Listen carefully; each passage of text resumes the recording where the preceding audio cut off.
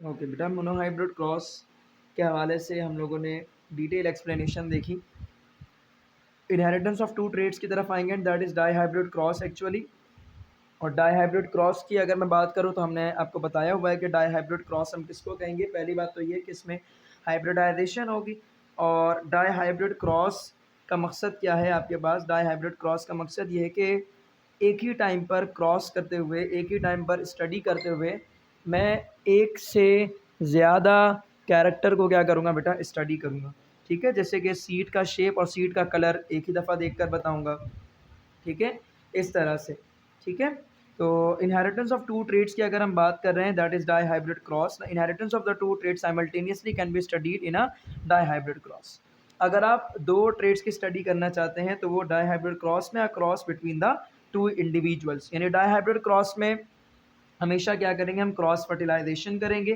ठीक है, cross between the two individuals but are difference on a two traits, और वो दोनों ट्रेड्स में एक दूसरे से क्या होना चाहिए? डिफरेंट होने चाहिए। There are the two of the seven characters Mendel studied were seed color and shape. Seed shape may be either round यानी dominant और wrinkle यानी recessive, and color of the seed may be either yellow that is dominant or the green recessive. ये बात पहले भी हम कर चुके हैं कि dominant color कौन सा है, dominant shape कौन सा है और recessive कौन सा है। प्रोसीजर ऑफ ऑब्जर्वेशन अगर इसने करना चाहा, एक ही दफ़ा में डाई हाइब्रिड क्रॉस इसने कराया।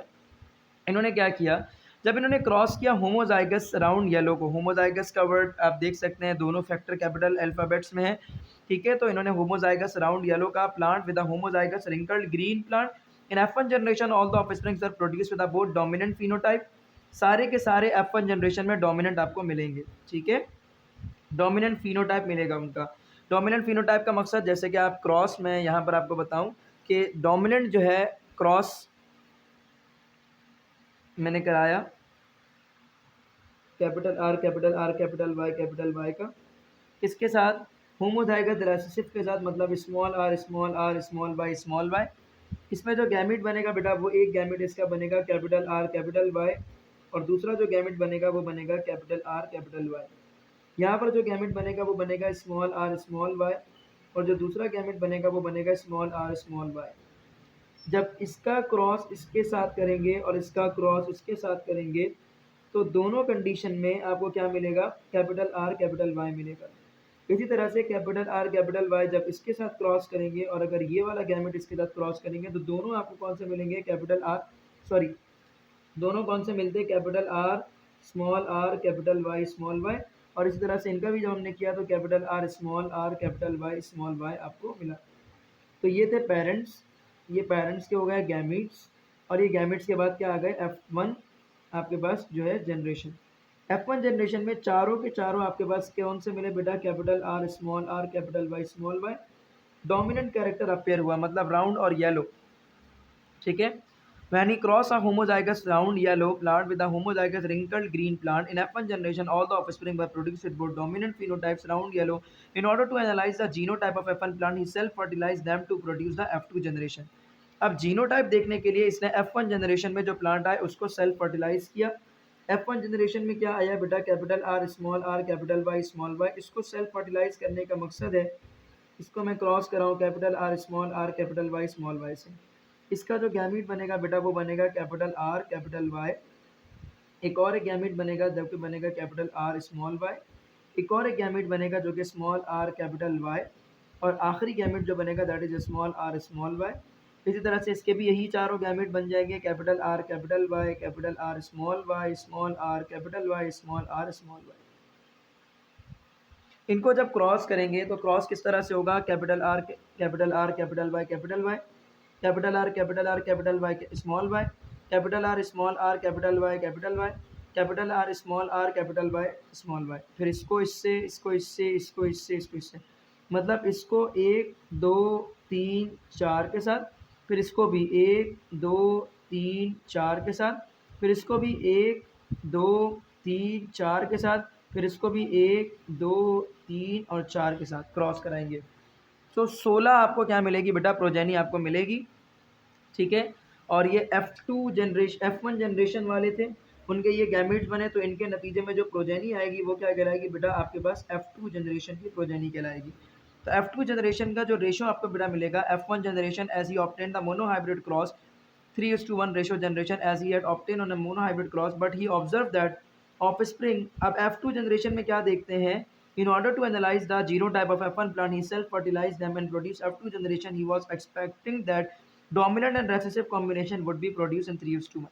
इससे पहले उसने क्या किया था, अलग अलग जब कराया था तो F2 जनरेशन में क्या नजर आया था, ratio 3:1 in F2 generation as he had obtain. अब ये भी अभी भी क्या ये समझ रहे थे कि अब नंबर ऑफ प्रोजेनी तो बढ़ जाएगी लेकिन रेशियो वही रहेगा, नंबर ऑफ प्रोजेनी बढ़ जाएगी यानी कि 16 प्रोजेनी हो जाएगी. पहले F2 जनरेशन में सिर्फ 4 प्रोजेनी आ रही थी, अब F2 जनरेशन में 16 प्रोजेनी आएगी यानी कि 16 न्यू इंडिविजुअल आएंगे, लेकिन उनका जो रेशियो मिलेगा वो 3:1 का मिलेगा, ये एक्सपेक्ट कर रहे थे.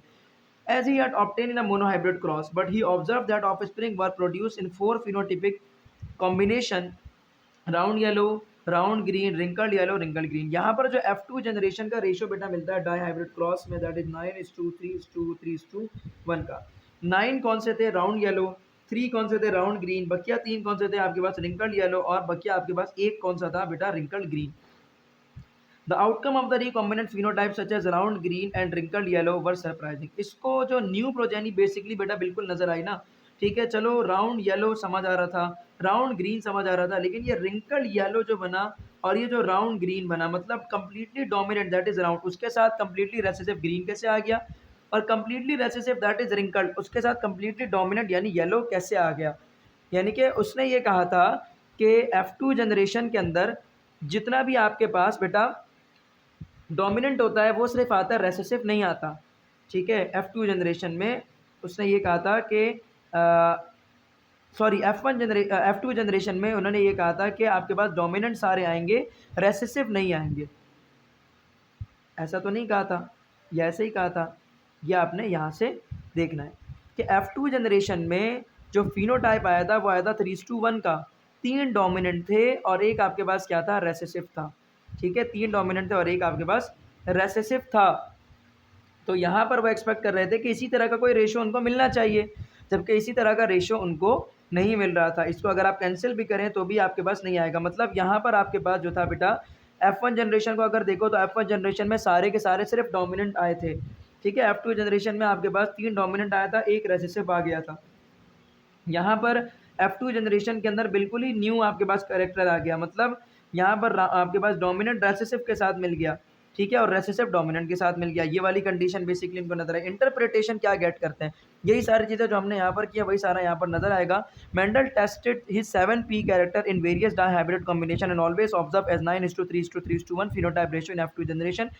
Mendel's dihybrid experiment are on the basis of what we now called as law of independent assortment, which state that each pair of allele का जो एक पेयर है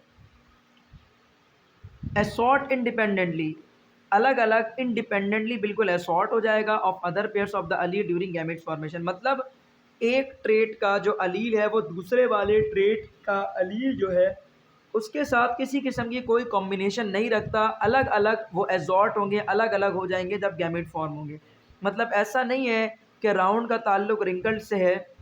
अगर राउंड का ताल्लुक सिर्फ और सिर्फ किससे होता बेटा, जैसे कि राउंड का ताल्लुक येलो से होता, तो जब जब आपके पास न्यू प्रोजेनी आती राउंड का ताल्लुक हमेशा अगर येलो से होता, मतलब राउंड कलर की जो जीन है उसके अंदर जो अलील है अगर उसका ताल्लुक जो डोमिनेंट है आपके पास जो कि येलो कलर है अगर उसके जीन से होता, उसके अलील से होता, तो जब भी राउंड बनता हमेशा उसके साथ क्या आता, येलो ही आता, कभी ग्रीन नहीं आता.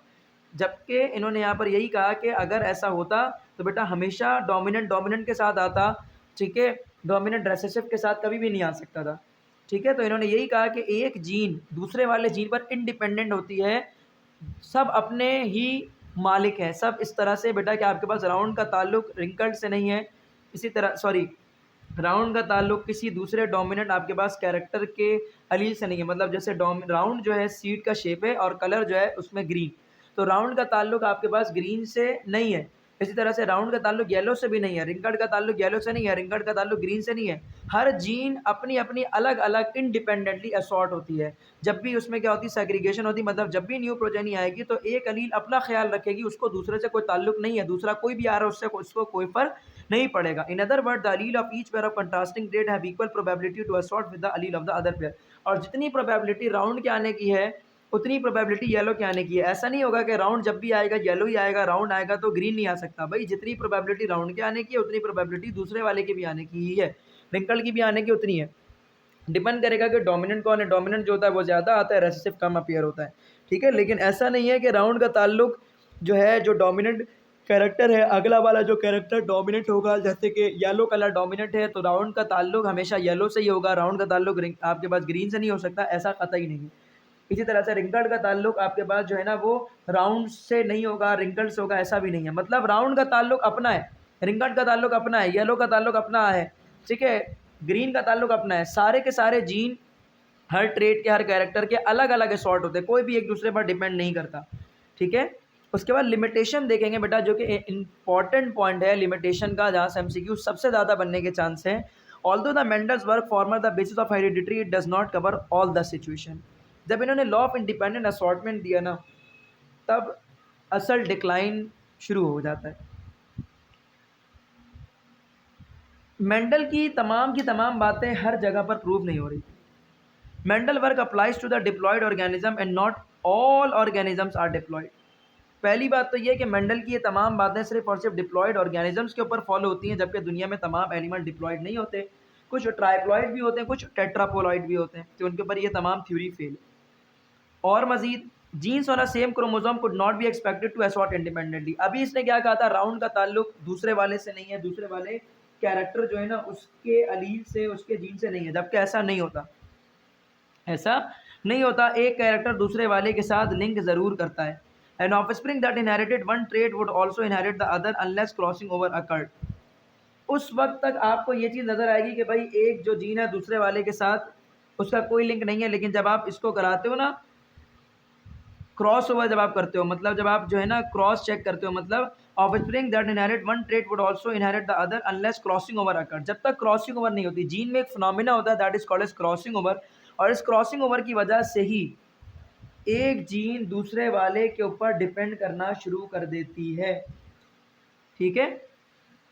If the genes are located on a X chromosome, the pattern of the distribution in a succeeding generation is different. Males, because they have only one X chromosome, the other is Y and does not carry many of the gene, are more likely to show the recessive X-linked characteristics.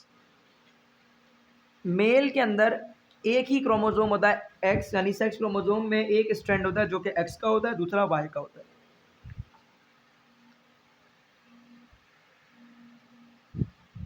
X और X और Y, ठीक है। अब ये access information दे रहे हैं कि mail के अंदर क्या होता है, चांस होता है, यानी अगर कोई रेसेसिव कैरेक्टर है जैसे कि स्मॉल वाई रिंकल्ड, इसकी प्रोबेबिलिटी मेल में पाए जाने की चांस ज़्यादा है। क्यों? क्योंकि अगर स्मॉल वाई एक भी उस पर आ गया, वाई पर नहीं आया, मतलब एक्स पर आ गया स्मॉल वाई, ठीक है, तो ये पूरा क्या हो जाएगा, आपके पास रिंकल्ड हो जाएगा। यानी कि मेल को रेसेसिव कैरेक्टर शो करने के लिए रेसेसिव का कोई एक फैक्टर ही काफ़ी है, जबकि फीमेल अगर रेसेसिव कैरेक्टर शो करना चाहेगी तो उसके दोनों के दोनों स्ट्रैंड्स पर स्मॉल आर आना चाहिए या स्मॉल वाई आना चाहिए। मतलब males are more related to show the recessive character as compare to the females. ये वाली बात इन्होंने यहाँ पर एक्सेस ऑफ इंफॉर्मेशन दिया।